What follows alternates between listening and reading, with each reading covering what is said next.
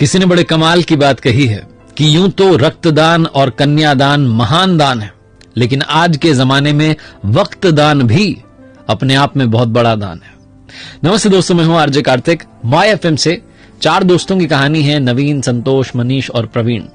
12th की पढ़ाई पूरी करने के बाद पुराने जमाने की कहानी अपनी अपनी साइकिल से रवाना हुए और उस शहर का जो बढ़िया वाला होटल था वहां चाय नाश्ता करने के लिए पहुंच गए। चारों ने मुश्किल से मिलकर 100 रुपए इकट्ठा किए थे। वहां पर जाकर के बढ़िया सी उन्होंने छोटी सी पार्टी कर ली। पार्टी खत्म होने को आई थी, वो पैसे लेने के लिए बिल लेकर के वेटर आया।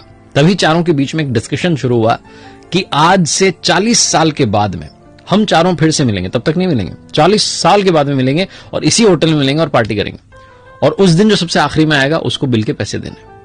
चारों ने कहा बहुत बढ़िया, बहुत बढ़िया। वो बच्चों वाली शर्त लगती है, वो लग गई।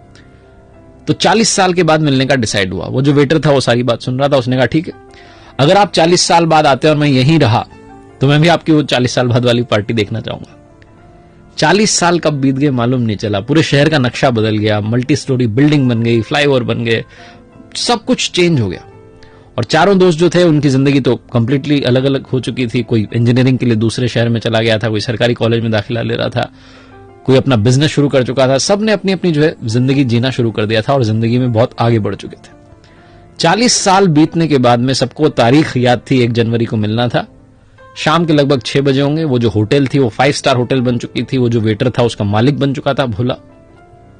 एक लग्जरी कार आकर के रुकती है और उसमें से मनीष निकलता है और जाकर के सीधा होटल में देखता है तो वो जो सेठ बन चुका था भोला वो पहचान जाता, कहता है अरे आप आ गए, क्या बात है, आपके लिए प्रवीण सर ने टेबल बुक करवा दिया, आप बैठिए।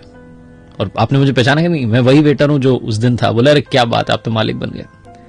मनीष को इस बात की खुशी हो रही थी कि मैं पहले आ गया, मुझे बिल नहीं चुकाना है।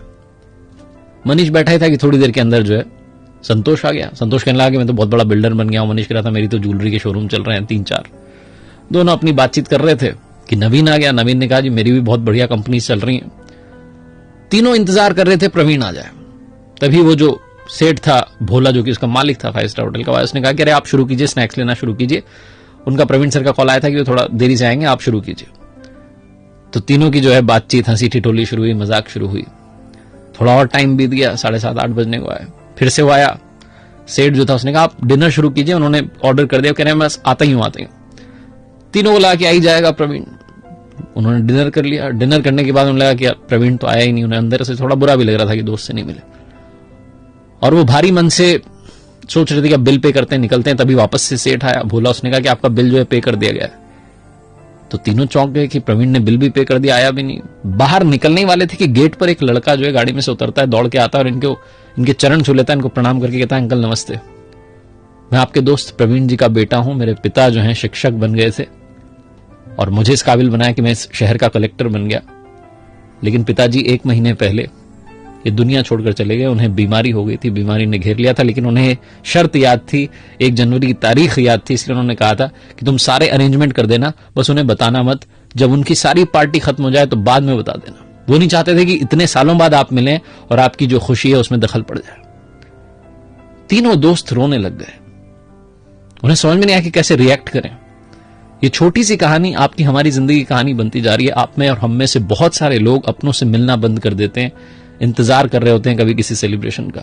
यूं ही अपनों से मिलना शुरू कर दीजिए, क्योंकि क्या पता कब कौन हमें छोड़ करके चला जाए। आदमी वाकई जो है पानी का बुलबुला है।